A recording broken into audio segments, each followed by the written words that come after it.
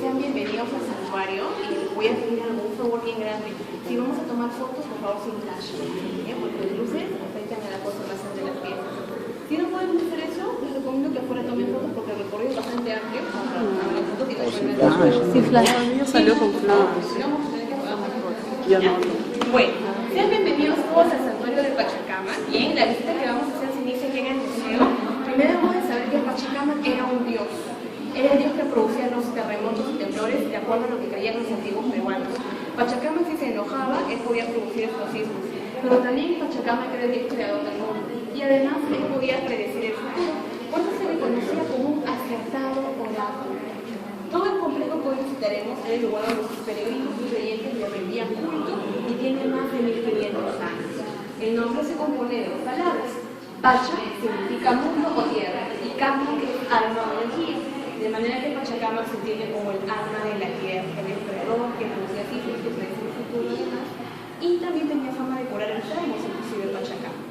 Como ha sido con el ritual que yo se hicieron varias culturas acá, hemos tenido tal cual la cultura Lima, la cultura Huari, la cultura Ichma y finalmente la cultura Lima en el año 400 después de Cristo, Huari en el 650, Ichma en el 1100 y los incas en el 1450. Ya los españoles llegan en 1532. Igual cuando avancemos en el recorrido, si alguno quiere retomar estos datos, me hacen la consulta, no hay ningún problema, porque no complica, pero de repente por ahí encuentran. Ahora, en cuanto a lo que se ha hallado, tenemos estas cerámicas grandes, son vasijas trabajadas con arcilla, que representan la fauna local, serpientes en alto relieve, estrellas de mar, también podían ser pulpos, tiburones, esto relacionado a la cultura lima. Como eran costeros, ese medio ambiente eran los ríos plasmados. Estas cerámicas son utilitarias, son guardadas en ríos, por eso son grandes. Cuando son pequeñas y escultóricas, por lo general eran ofrendas, como obsequios que le daban a los dioses. Las otras botellas, en cambio, están aquí en exhibición, se rescataron igual como piezas. Bien, algunas datan del año 200. Vamos a avanzar por acá para que tengamos tomar foto y lo voy a hacer. ¿Bien? Chicos, no te apoyamos por favor en las paredes. Por acá para que ellos puedan dar. Ahora, dentro de la exposición que tenemos acá hay cerámicas, hay tejidos, pero sobresale mucho la pieza denominada el ídolo de Pachacama, que acá en el panel también lo observamos.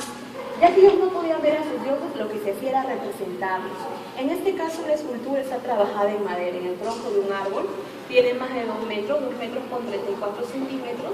En lo alto del ídolo muestra un personaje como el que ven por acá. Son un de 2 partes, femenino y masculino, día y noche, vida o muerte. En este caso era lo femenino y masculino.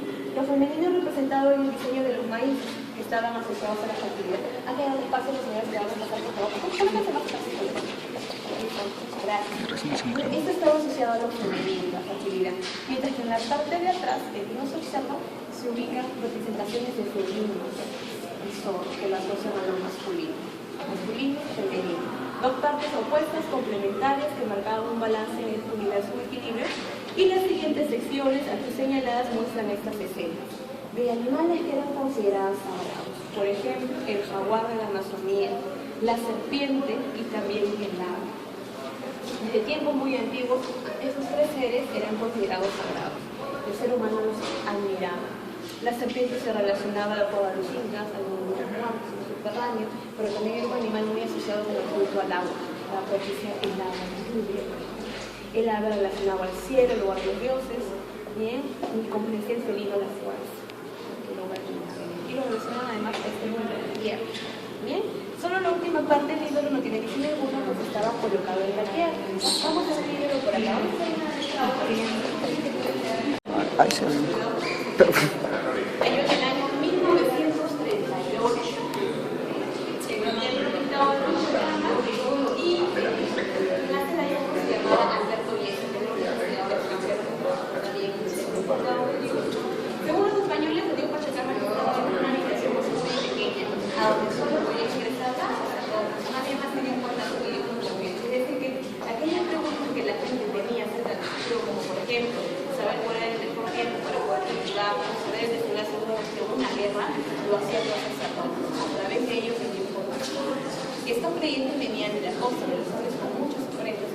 Esas ofrendas en algunos casos se observan acá, cerámicas, tejidos, podían ser también piezas de metal, podían ser también animales que se daban en sacrificios, inclusive una ostra traída del Ecuador que se conoce como el esposo y que era considerada como alimento de los dioses.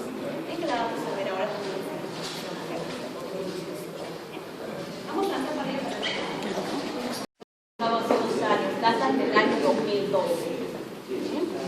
Ahora, además del espólido, podría ser una especie de aviso si iban a dar fenómenos de niño en Perú, porque el mar peruano es de agua fría, en cambio este modo incluye agua tibia, por eso lo traían del Ecuador. Pero si se encontraron en la costa peruana, era indicador que la temperatura del agua del mar había subido, y era porque la corriente de niño que venía del norte estaba llegando al mar peruano, y eso luego iba a ocasionar algunos cambios. Por ejemplo, se alteraba el ciclo de la lluvia y eso afectaba la agricultura, o en lugares donde normalmente no llovía tanto, había tal cantidad de lluvias, tal volumen de agua, que esto podía ocasionar desbordes en los ríos y en consecuencia deshielse las casas. Entonces la gente debía de tomar muchas precauciones ante este fenómeno, y el hallar el espólido era un aviso de ello, que se estaba atendiendo un periodo de cambio que iba a afectar a toda la población.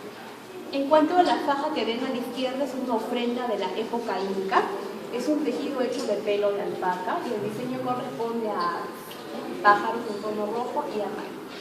Todo lo que hemos visto es original y ha logrado conservarse debido a la condición de este suelo. El suelo de esta zona es muy seco, hay gran acumulación de arena y eso permitió la conservación de las piezas. Asimismo, como sabemos que la mayoría que vivimos en Lima, acá no llueve mucho, hay solamente garúa. Esto ha sido fundamental para la conservación de las piezas que estamos viendo en el santuario, en especial de los tejidos que son más sensibles. Acá pueden ver piezas elaboradas con fibra natural.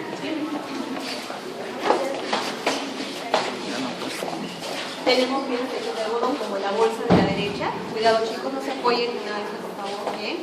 Hay bolsas igual como esta con flecos muy largos. Tenemos bolsas incas de pelo de alpaca y luego ese instrumento que era una herramienta que se usaba para la actividad contable, que se conoce como el quipo. Bien, acá podemos ver otro diagrama. El término significa nudo de acuerdo a la lengua quechua y el quipo se empleaba para registrar cantidad de animales, de alimentos, de personas. Por ejemplo, podíamos saber cuántos habitantes había en la ciudad, cuántos niños tenían, cuántas llamas salvajes estaban criando, también acerca de la recaudación de impuestos. Pues recordemos que aunque no usaban monedas, se pagaban los tributos con alimentos, con fibras de animales como el pelo de alpaca o llama, que eran útiles. Entender un quipo aún es una cuestión que se sigue estudiando. Lo que hoy solo se tiene son hipótesis que señalan eso que vimos por acá. De acuerdo a esta hipótesis, en el primer nivel cada nudo representaba unidades, en el segundo nivel cada nudo era decenas, en el tercero cada nudo una centena y en el cuarto nivel cada nudo era 1000, la unidad de millar, y así esto continuaba siguiendo un orden decimal. Todo era conocido y administrado por el Quipu Camayote, él era el personaje encargado de su uso y conservación, él era el intérprete. Y en cada ciudad inca pues había el Quipu Camayote, inclusive tenían diferentes rangos, diferentes jerarquías. Y en Pachacamac se tuvo la suerte de haberse encontrado más de 30 quipus, en todo el lago estamos en la costa. Pero también podíamos usar pelo de rojo y más para que se instrumento. Por acá vemos una representación, la misma del color como de allá en la costa del Quipu. Porque ya no ves nada de atrás. Por tu celular nomás. Cuéntame, mira, ¿qué has entendido?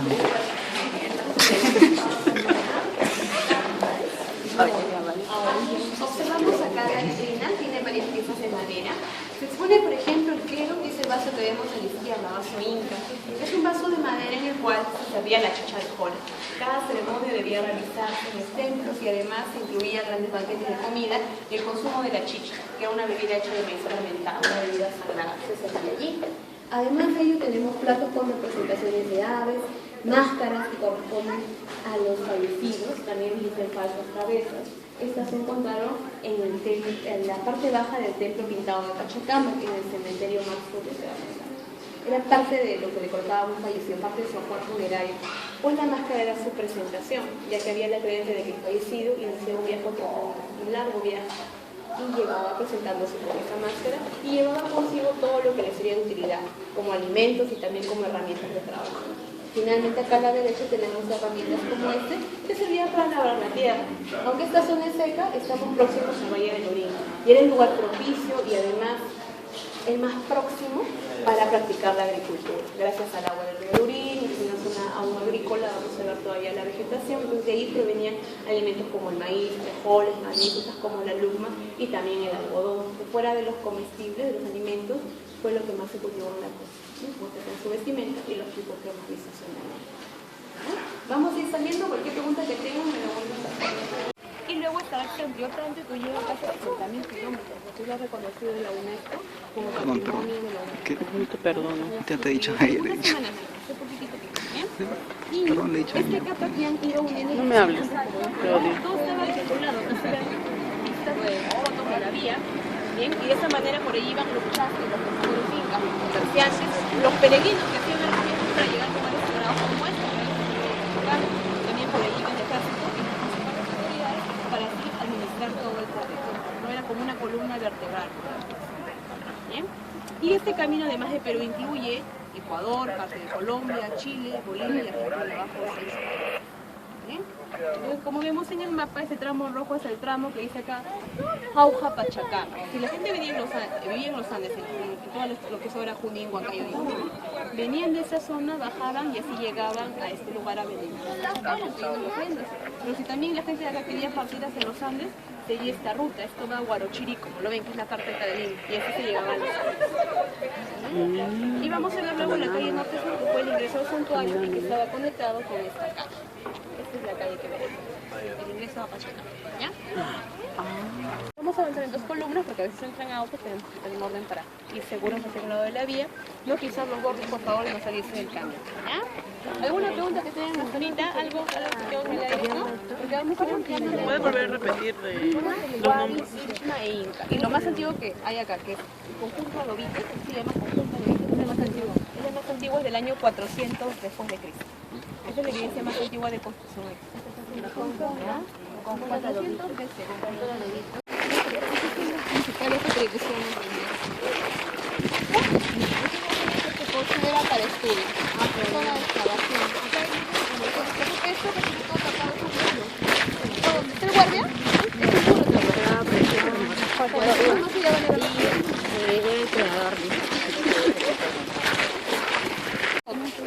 achote. Lo relaciona mucho, el término Ichma lo relaciona mucho al achote, tiene una coloración roja, ¿no es cierto? Lo usan para cocinar, pero también se usaba para pintarse en costura.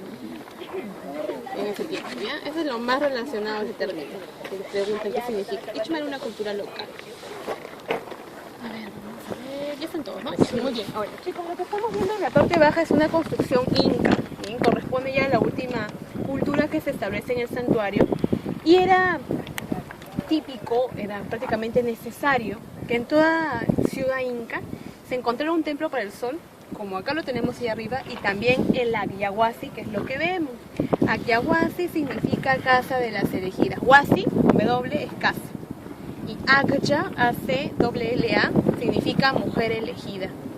Dentro de la sociedad inca, las agyas eran mujeres consideradas sagradas. Habían sido seleccionadas por su belleza física, ¿sí? Pero también por la habilidad que tenían para hacer trabajos manuales, por ejemplo el tejido o cocinar. Y llegaban a esta casa a la edad de 8 a 14 años aproximadamente, eran pequeñas, ¿bien? Al llegar las agyas a la casa, una mujer mayor se encargaba de educarlas. Esta mujer era la mamacona. Mamacona era la maestra de la agya y iba a enseñarle a estas jóvenes señoritas a preparar, por ejemplo, los alimentos para las ceremonias religiosas, preparaban la chicha de jora para los rituales, ellas hacían los tejidos más finos que el inca iba a usar como vestimenta, o también que el inca daría como un obsequio a gobernantes de otros pueblos y así tener el apoyo de ellos, así ganar el territorio de esas zonas. Era como una parte, digamos, de una estrategia para lograr alianzas políticas, podríamos establecerlo así. También muchos se podían casar con esos gobernantes, de esa forma los incas también tenían alianzas políticas y normalmente se casaban siempre con personajes de la nobleza porque eran mujeres sagradas. En cuanto al Agyahuasi de Pachacamac, es una construcción que en la base tiene piedra. La piedra era un cimiento, una base. Sobre esta roca se construyó con adobes, los bloques de barro. Pero ya no adobitos, los adobitos recuerden son lima nada más. Adobes y Ichma Inca eran grandes, que sean ya con moldes. Y lo típico allí en la arquitectura inca que ustedes van a ver donde vayan, en Cusco principalmente en roca, es esta figura geométrica que se ve allá en los muros, que es la hornacina trapezoidal. Acá en estas cavidades se colocaban ofrendas para los dioses, pero también se podían colocar las representaciones de esos dioses, se podían colocar ídolos. Bien, solo que los incas debieron de adaptarse a este lugar. Acá no había la misma roca que en Cusco, no había granito, no había gran cantidad. En todo caso se tenía que traer a lo más de Cañete, de Huarochiri, que son zonas donde se ha encontrado esa roca. En partes de la Yaguasi se ha encontrado esa roca pulida, media rosada, volcánica, pero no es abundante. Entonces por eso es que los incas pues se adaptaron al lugar y también construyeron con adobes, porque acá se dieron cuenta del clima. Obviamente como no llovía, esto iba a resistir. Además otro factor muy importante fue la mano de obra. La gente que estaba acá al servicio de los incas eran personas de esta zona, eran locales y conocían esa técnica de construcción. Entonces ellos construyeron en base a ese conocimiento que tenían. La casa además fue restaurada en el año 1940. En 1940 trabajó allí Julio César Tello, el primer arqueólogo peruano, no olvidarlo, descubridor de la cultura Chavín, Paracas. Era ese trabajo de restauración que ha sido muy importante. Sin embargo, a través de los años los sismos igual le han afectado, en especial el último, el de Pisco, del año 2007, y eso amerita que esto esté nuevamente en restauración. Aunque afuera no se ven los daños, adentro tiene bastantes fiebres, bajaduras, entonces es peligroso ingresar, ¿no? ¿Bien? Ahora, dígame. Ayahuasca. ACAABAS. También es conocido como el Templo de la Luna. Según el doctor Tello lo asocia al culto a la luna, porque decía que era una casa donde solamente habían mujeres, lo femenino, dualidad, femenino, la luna, masculino, el sol. Bien, y como solamente vivían mujeres, pues es posible que allí se le hacían cultos a la luna, inclusive que ustedes ven plantas adentro, ¿no es cierto? Afuera también porque hay agua subterránea. Lo que está adentro pudo haber sido un pozo que sirvió como un espejo en el cual la luna se podía reflejar en las noches y se hacían rituales. Por eso es la postura del que lo llama Templo de la Luna. Pero en sí más se conoce como Ayahuasca. También en Cusco había otro que le dicen también la Casa de las Vírgenes de la Historia. Ahora es un monasterio, si no me equivoco, un monasterio católico. Afuera hay vegetación por el agua subterránea que les dije, y los incas también hicieron acueductos para lograr traer el agua del río Lurín hasta acá. Esa línea de roca hasta acá es un acueducto, un canal. Ya el agua se traía del río. Las chicas de menor, ¿de qué, a partir de qué edad? 8 a 14 años. Primero porque ellos se casaban jóvenes, y también era porque la gente se moría más joven que ahora. Las mujeres a lo más llegaban a 48 años, de 8 a 14. La expectativa de vida era menor. Dígame, ¿para qué es esto? Esa era la entrada. Ese pasadizo en zigzag es el ingreso. Y en esa ruta ya se alcanzaba la entrada a la Ayahuasca, ¿no? Intrincado, difícil, no era público, solamente para ellos. Inclusive habían guardias que cuidaban estos centros. Por eso lo cuenta el Inca Garcilaso de la Vega. Pues no se olviden, todo lo que la nobleza usaba, vestimenta, la comida para las ceremonias, la chicha, salía de estos centros. Siempre todas las ciudades tenían sus atributos, pero eran mujeres también sagradas. Ya, para la gente era un motivo de orgullo que las mujeres estén acá con sus hijos, sus familiares, y para las mismas mujeres elegidas. ¿A las ofrecían? No, se hacía una selección, pero obviamente se veía como algo muy prestigioso, ¿no? Que una mujer llegara. No era algo. Pero no las sacrificaban. Algunas podían ser sacrificadas. En la etapa inca se sacrificaban estas mujeres, también los niños. Consideraban que a eso le debían dar una ofrenda de mucho valor, por esa razón se daba esa ofrenda. Y era un privilegio ser elegido para morir en un sacrificio también. Así pensaban ellos, y desde con eso ya crecían, desde que nacían le enseñaban eso, entonces era algo normal en su vida, ¿no? Era algo bueno. Pero que eso cambió y vivimos en otra sociedad, ¿no? ¿Ya? Vamos para allá. Este curso es historia, ciencias sociales. Filosofía. Ah, sí, ya van a hablar de los mitos de arriba. Vamos con tu mito, pero después me quedo un poco. Ya, a ver, uno de los mitos. Arqueología de Pachacamac. Como que ven unas chicas, no pueden pedir material, la roca se llama laja, pizarra, ¿sí? Laja o pizarra, y la roca abundante les usaban como base en las construcciones y luego continuaron con adobes. Eso se puede ver en la mayoría de las construcciones acá. ¿Ya estamos todos? Sí, comienza. Bueno, estamos viendo ahora la pirámide con rampa número 1. Pirámide con rampa, similar a otras, en total acá hay 16 y todas corresponden a la cultura Ichu. Esta pirámide sirvió como el palacio de un gobernador, es lo que sostienen los arqueólogos actualmente. La construcción tiene esta base de roca laja o pizarra, luego adobes, pero es maciza, no tiene adentro cámaras internas, está toda compuesta de estos bloques. En la parte superior, la pirámide no tenía ese vértice como en Egipto, sino que era plana, por eso es una pirámide trunca. Y arriba se ubicaban justamente habitaciones donde vivía ese gobernador Ichma, señor o curaca Ichma.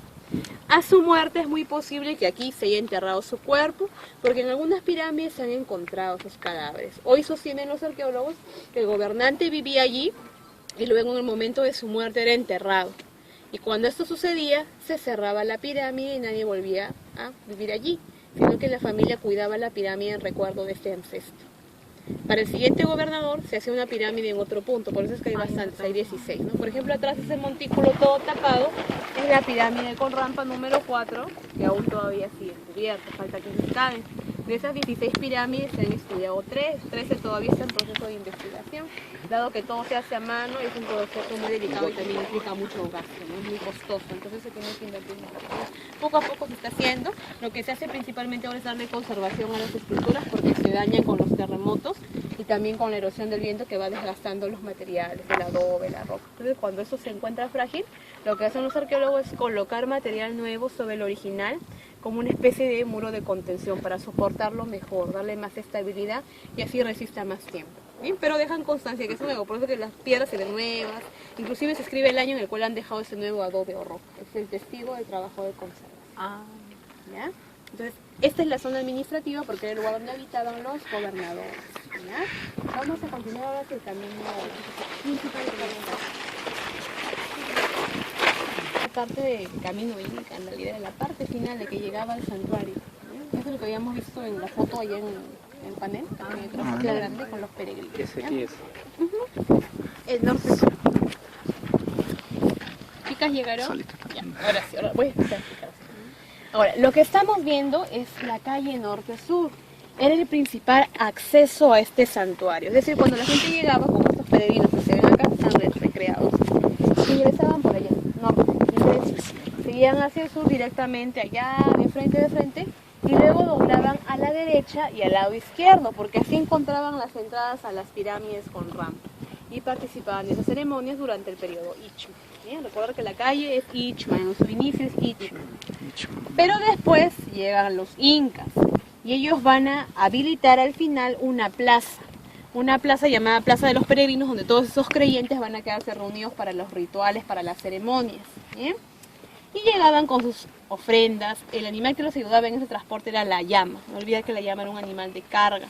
También se podía comer su carne y usar su fibra, pero principalmente para consumir se usaba más la carne de alpaca y también la fibra de alpaca es más fina, entonces se usaba para la vestimenta de la nobleza, por ejemplo. ¿Bien?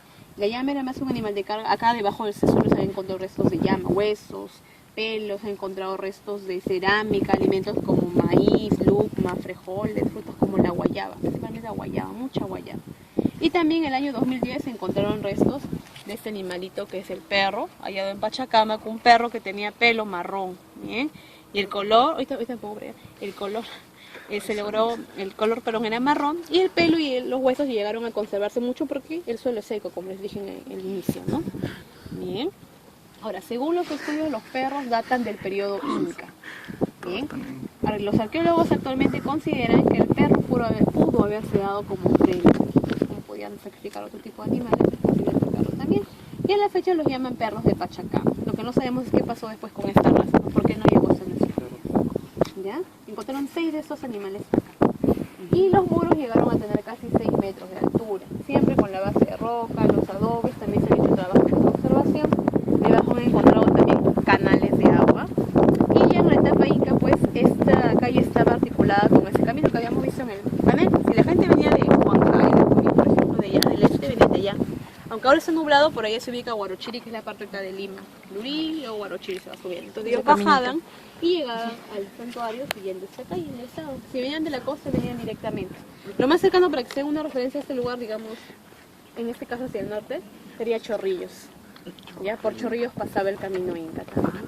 ¿Ya? Y en Pachacamac se encuentran también partes de este camino, tramos, como hemos visto en el mapa. ¿Ya? Entonces, aparte de esta calle había otra, este-oeste. Hay una calle norte-sur y calle este-oeste. pero esta era la vía principal. Inclusive hasta los españoles pueden haber entrado por acá. Sabemos por la crónica de Miguel de Estete, que vino junto a Hernando Pizarro. Hernando era el hermano de Francisco Pizarro. Y en enero de 1533 en busca de tesoros en ese lugar, pues los tesoros fueron parte del rescate del Inca Atahualpa. Y estuvieron aquí un mes, encontrando piezas de oro y plata que luego llevaron y continuaron su viaje hacia otras zonas en busca de más tesoros. Ese fue el pretexto que ellos utilizan para llegar a este sitio, porque era muy prestigioso y sabían, pues intuían que iban a encontrar muchas ofrendas valiosas. No es que cabía oro, sino que los peregrinos traían eso. Bien, entonces vamos a continuar ahora hacia otro sector. Nos vamos para allá, ahora a la zona ritual.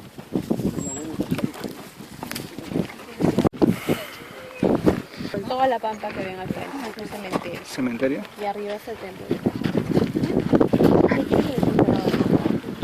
Eso ya no le supe muchas fotos. Ya estamos todos muy bien, chicos. Estamos viendo ahora el templo pintado de Pachacama. Sin embargo, el Dios tuvo dos templos. El primero es llamado Templo Viejo. Templo Viejo de la cultura Limba. Que se ve a la izquierda como un montículo, aún todavía falta que se cabe más. Está hecho con adobitos, Templo Viejo. Y el siguiente es el Templo Pintado, el que vemos nosotros acá. Este templo pintado corresponde a la cultura Ichma. La misma cultura que hemos visto en su momento cerca de las pirámides. ¿Bien? Y el templo estaba pintado de rojo y amarillo. Realmente, si se quita esa protección, la pintura se encuentra así. Y ha sufrido mucho con... ha sufrido mucho con el clima, el sol, la humedad, entonces la ha afectado. Entonces, como está en riesgo, los arqueólogos están ahora conservándolo, igual eso va a tomar tiempo. Y mientras están haciendo eso, han decidido colocar una protección para disminuir el impacto de la erosión del viento. Además, también tenemos una idea de cómo era. Entonces, ahí se ve una réplica en los colores y los diseños que tenía el templo. Bien. En cuanto al color, era rojo y amarillo, dos colores. Para obtenerlos, ellos usaban la piedra que hemos visto en el camino, en el borde, en el circuito. Esta roca laja tiene óxido de hierro. En especial la roca roja se llama hematita, con H, hematita. Y la amarilla se llama goetita. Goetita. Entonces ellos lo que hacían era molían la piedra y luego le agregaban algo, en la goma o baba del cactus. Es igual a la clara de huevo o la sábila, bien pegajos. Eso ellos mezclaban y era la pintura. En algunos muros se han encontrado de 8 a 16 capas de pintura, que han pintado en varias ocasiones, repetidas ocasiones. Y los diseños que habían eran de seres como peces, plantas de maíz, seres humanos, pájaros. Y era como un equilibrio entre la tierra, el valle a la izquierda al este y el mar al oeste. Y todo creado por Pachacama. Este fue el templo que los incas construyeron. Llegó acá Tupac Yupanqui, llegó un grupo peregrino más, nos vinieron con un ánimo violento y permitieron hacer el culto de Pachacama y que Dios se conoció en otras zonas como Arica, en Chile, Ecuador, que sabemos por los españoles que de ahí venían peregrinos, ¿no? Llegaron hasta acá. Y ya en el año 1533 los españoles también llegaron al mismo templo. Hernando Pizarro entra ahí, cuenta que el Dios se en una habitación pequeña y oscura donde solo entraban sus sacerdotes. ¿Bien? Y ya en el año 1938 se encuentra este ídolo. ¿Bien? Este ídolo trabajado en madera, el ídolo de Pachacama que hemos visto en el museo. El hallazgo más importante que hace Alberto Yessi. La parte baja, chicos, es un cementerio, el cementerio Max Uhle. El Max Uhle es muy importante porque fue el primer investigador de este santuario. Max Uhle era alemán y llegó a finales del siglo XIX. Llega en ese tiempo acá y empieza a excavar todo, se dedica casi un año a estudiar el lugar y luego publica un libro también llamado Pachacama, una tesis de investigación. ¿Bien? Y en este cementerio encontró muchos cadáveres y personas enterradas en posición fetal, acompañados de alimentos, de cerámicas, de herramientas de trabajo, como ya les había explicado en el museo, luego cubierto todo con telas y encima con máscara. Porque recuerden que pensaban llegar a otro mundo. Y así muchos cuerpos, según en la casa pudieron haber enterrado hasta 30.000 cadáveres. Lamentablemente en el pasado ha sido un lugar donde se han dado muchos saqueos, muchos huaqueos se han dado acá. Entonces destruían los cadáveres buscando piezas para vender. Y aquellas columnas estaban sosteniendo techos. Bajo esas obras se reunían. Ellos llegaban de la calle norte, por allá y alcanzaban esta zona. Estando días, semanas, meses o hasta un año, si estaban hasta un año, necesitaban debían de estar por lo menos ahí un año. Se prohibía construir aquí, tampoco podían estar aquí. Si llegaba un año en el estado, podían ingresar aquí.